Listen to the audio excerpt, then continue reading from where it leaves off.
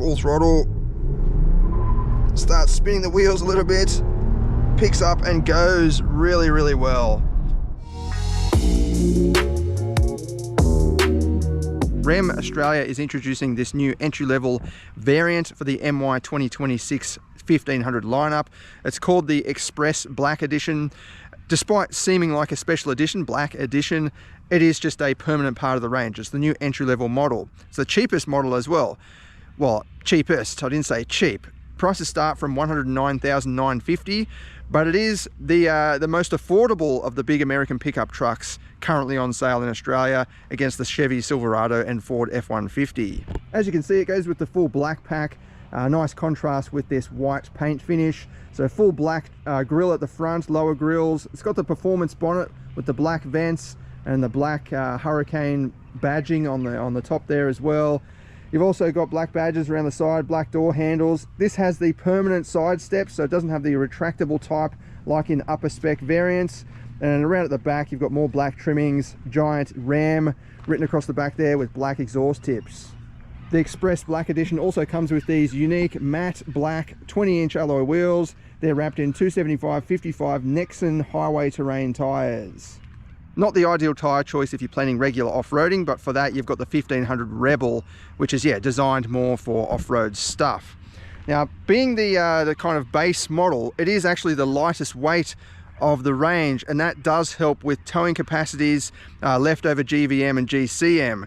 This weighs around 2.5 tons, while the Laramie Sport is over 2.6 tons. So it's about 100 or over 100 kilograms lighter than the next model up. And that means you've got 1,014 kilogram payload, damp tailgate even on the base model. I like the way you've got the tie hooks down below, including at the back there. Then you've got the full sliding adjustable hook system as well. Spray and tub liner as standard, but it doesn't come with a tonneau cover over the top. I'm just going to run you through some of the figures. So you've got a GVM of 3,505 kilograms, GCM of 7,711 kilograms. Hook up you can tow 4.5 tons with this as long as you've got the 70mm ball. If you hook up a 4.5 ton trailer to this variant, you'll have 720 kilograms left over in the GCM, but you'll run into the GVM first, 564 kilograms left over. So that means you can tow 4.5 tons and still have 560 kilograms left over for passengers and any cargo. But let me put it to you this way: if you hook up a 3.5 ton trailer, so you're matching a lot of the dual cab utes that are out there today, you've got an extra 1,000 kilograms of leeway. So basically 1,564 kilograms for passengers and cargo with a 3.5 ton van or trailer on the back, or boat or whatever. That is heaps of capacity to get you where you need to go. And that's where I think these big American pickup trucks really shine. They're designed for towing, or they're designed for heavy duty use, but the towing capacities, especially with this base model, you've just got so much left over, so you don't have to worry about running into GVM or GCMs. You don't get the electronic tailgate with the base spec model, but it is quite a light tailgate. It's damped, and it doesn't feel very heavy to lift up. Like, I can easily do it with one hand. Taking a look inside, I do love a good base spec model, and this has got cloth seats, which is awesome. They breathe nicely in the summer. They're not cold in the winter. You've still got the sliding and massively chunky center console system, a clamp for your phone, but it doesn't have the wireless chargers, and you miss out on a few USB ports. You've still got 4 there though, so plenty to go around, but just the upper spec models come with I think 2 more additional ports and the wireless chargers as well. But yeah, I think practicality is totally fine. The biggest sort of thing you're missing, in my opinion, or the most important thing you're missing, there is no 4A mode. It's been removed for the Express Black Edition. You've only got 2-wheel drive or rear-wheel drive, and then 4H. You still have 4 low though, so you've got low range. But yeah, I think having 4A is very beneficial, especially if you're doing heavy towing. You've just got that reassurance and safety net of kind of all-wheel drive, if you like.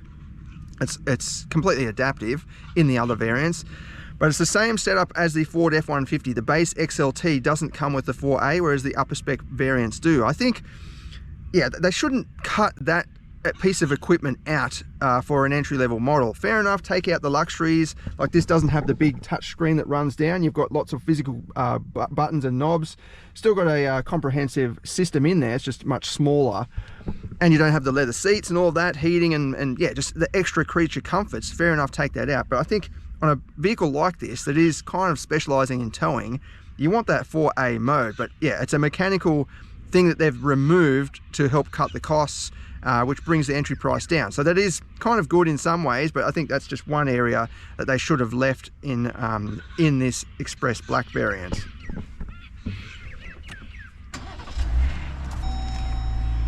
You've got mechanical dials down here for the driver, which is actually refreshing to see. I like the design of them as well, just the way they're just laid out. You've got these little clusters inside, temperature and all that, battery level. You can change the digital screen in the middle. You've got different display modes you can go through. So you still have that kind of modern adaptability, but just with the mechanical dials. I think that's actually better than a big screen just stuck on there. And I think there's more attention to detail in that compared with just a big flat screen. Another area that's been removed, you don't have the touch screen on the passenger side like the upper variant. You've just got a nice tray, and it is rubber lined as well. All of this is rubber lined, so you won't find any sort of scratchy plastic surfaces that you touch. Even across the dash, it's got the premium dash. In Australia, all Ram 1500s come with the premium dash, and I think that's a bonus compared with if you were to line this up against the Express or the entry-level variant overseas in America. They'll come with a basic dash, whereas we get the upper spec, contrast stitching and all that. It feels quite luxurious, feels very well made. You certainly can't tell that this has been converted from left-hand drive. And a massive center console, that's pretty much another seat almost. I mean, I could sit there and put my legs down in the cavity, no problem. It is leather lined as well, and you've got contrast stitching, and you've got a handy little storage pocket down on the side of the console as well. Massive door pockets as well. You've got multiple levels there. You can easily fit a big bottle, no problem at all. You've got one touch power windows just for the front, but not in the back. And speaking of which, you've still got, yeah, look at all that leg room. You can't possibly need any more than that. You've actually got a bit of storage under the seat, and you've got the clever little tubs in the back as well. So for extra storage, you can hide some even mucky items you could put in there. It's all sealed up. You don't have the flip down armrest with the cup holders. It was quite a chunky armrest on the upper spec variants, and you don't have the console that's in the back as well with more USB ports. They've just got climate vents, which is good to see, but yeah, nothing in terms of the connectivity. You've got cup holders up here as well, and they've got these little rubber bubbles that help adjust to different cup sizes and so on. Pockets in the backs of both seats. Heaps of passenger room, as you'd expect. My head's nowhere near the ceiling. My knees are, yeah, you could fit two of me in here without much trouble at all. That's in my seat position, but as you can see, even if you slid the seat all the way back on the rails, it's not going to be anywhere near my legs. And then under the bonnet, we've got the 3-litre twin-turbo inline-6 petrol engine. This is the same as the Laramie Sport. 313 kilowatts and 635 newton meters. That's paired up to a ZF 8-speed automatic with that 2-wheel drive, 4-wheel drive system. Fuel consumption is rated at just under 11 litres per 100 kilometres. So even though you might miss the V8, especially the V8 soundtrack, this new engine is more fuel efficient, significantly more fuel efficient actually, produces more power and a lot more torque. And torque is the most important figure really with a vehicle like this. If you're carrying heavy things or towing something heavy, it's the stuff that pushes the car along, and this pushes on just fine. I'll see if I can do a 0 to 100 test later on just to give you a bit of an idea, and I'll book one in further down the track and we'll do the full performance test. But yeah, it should be quite quick. Quicker than the Laramie Sport because it's about 130 kilograms lighter in weight. Let's go for a drive and see what it's like.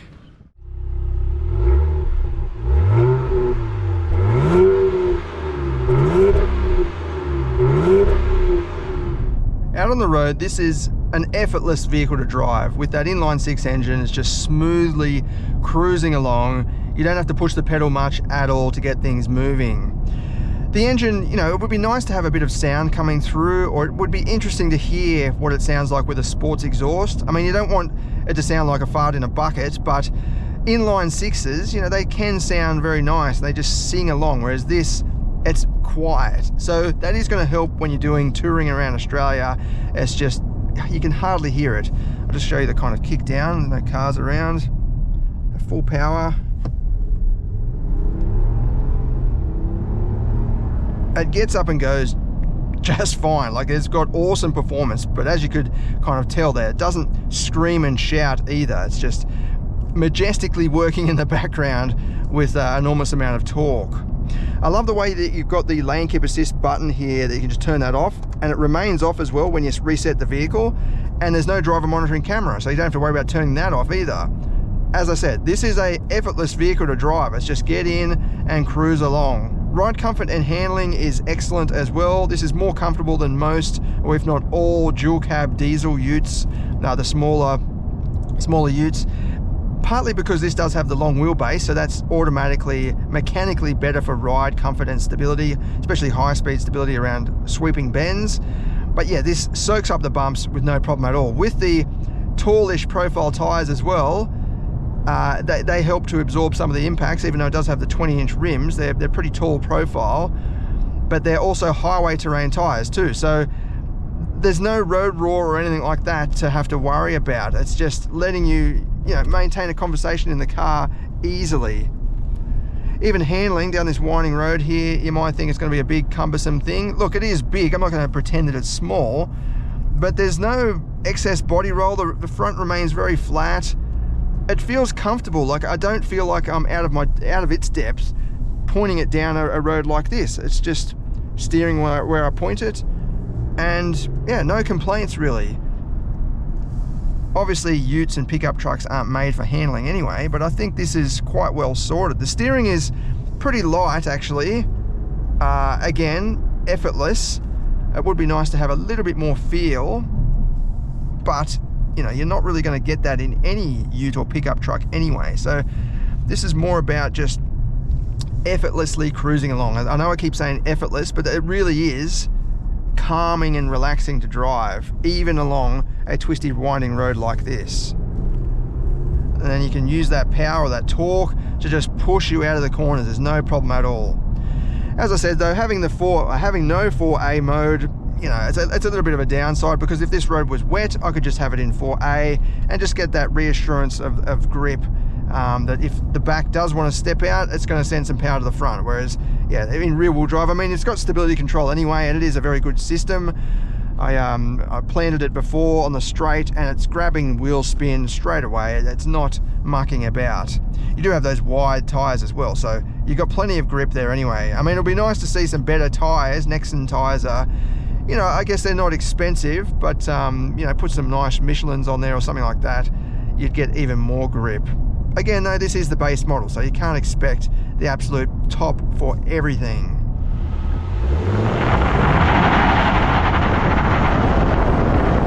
Visibility is really good.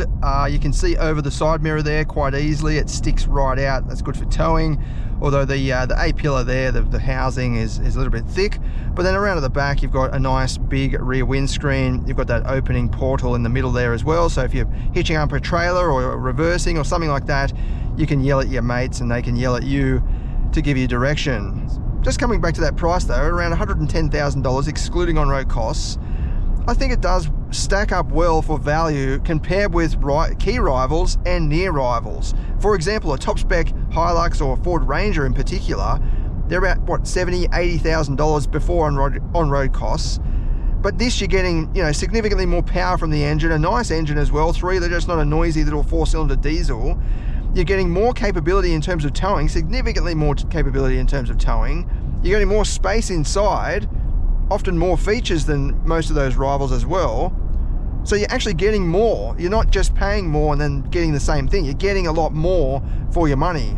And even if you compare it to, like a Toyota Land Cruiser 300 series or a Nissan Patrol, which are both great tow vehicles as well, this presents more interior space. It doesn't have the third row seats, but in terms of rear seat space and front space, in terms of width and length in the back, this offers more space than both of those easily. I think this is more comfortable as well because it does have a longer wheelbase, so it's better for towing out on country roads like this. It's really stable and relaxing, as I said. So I think the value equation is actually not as bad as it might initially seem, at least for this Express variant. $110,000 excluding on roads is actually not too bad when you factor in its market standards at the moment, or market benchmarks at the moment. I mean, I think we get ripped off in Australia for all new vehicles, but yeah, against those rivals, the key rivals and the near rivals, this stacks up quite well. And then you've got to consider that this is built in converted to right-hand drive here in Australia. So you've got local families, you know, mums and dads working on this. You can't pay them, you know, Chinese wages, for example. You've got to pay them proper wages. That's going to cost money, but also it's not just a matter of getting the steering wheel and putting it on the right-hand side. They've got to do a lot of fine attention to detail changes to meet ADR standards, like with the lights and all that sort of thing. The headlights are configured in a certain way for Australian conditions. The ADAS system, the steering system is all configured for Australia. Even the steering box, actually, it's not just the left-hand drive steering box converted to right-hand drive. They've actually had to remake it because it doesn't quite fit in that position. But they didn't just get Steve steering down the road to do that. They went to the source in America and got them to reconfigure the steering box for Australia. So we've got a you know, organic, if you like, steering box. This is not just a mix and match of parts. It's actually re-engineered, and all that costs money. So I don't know. I think the value equation is pretty good, especially for this Express Black Edition, 110,000. It does seem like a reasonable price when you factor all of that stuff in. In terms of things I would change, yeah, I'd probably add the 4A mode for the base model. I think that's pretty important, especially in a vehicle like this. Even if they stripped out more luxuries just to help bring down the cost. Obviously they wanted to meet a certain cost or a certain price tag. But yeah, if they removed a few luxuries to get that back in, I think that would be a good move. As I said, including for the rivals, it's not just the Ram. Other than that though, I really like this package. I love the cloth seats. They're really comfortable as well, soft cushioning, so you can just sit here for hours and not get uncomfortable. It feels like I'm sitting on a lounge chair, really. Like they don't offer heaps of support in the corners, but this is not a cornering vehicle. It's comfortable and it's supportive enough for corners, but yeah, very soft and just relaxing. As I said, it's an effortless vehicle to drive. It really is. All right, let's give it the beans.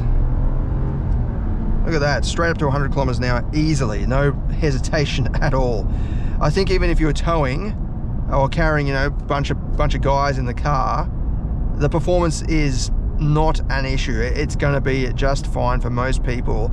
For this style of vehicle, it's actually faster than what you actually need for this type of vehicle. And that's, again, coming back to what I said, it's effortless to drive. You don't feel like you're pushing it. There's no stress with this at all. It's very relaxing and calming. All right, let's see what it can do with a 0 to 100 test. I've got the V-Box with me, and I'll have more information in the written review linked in the description of this video.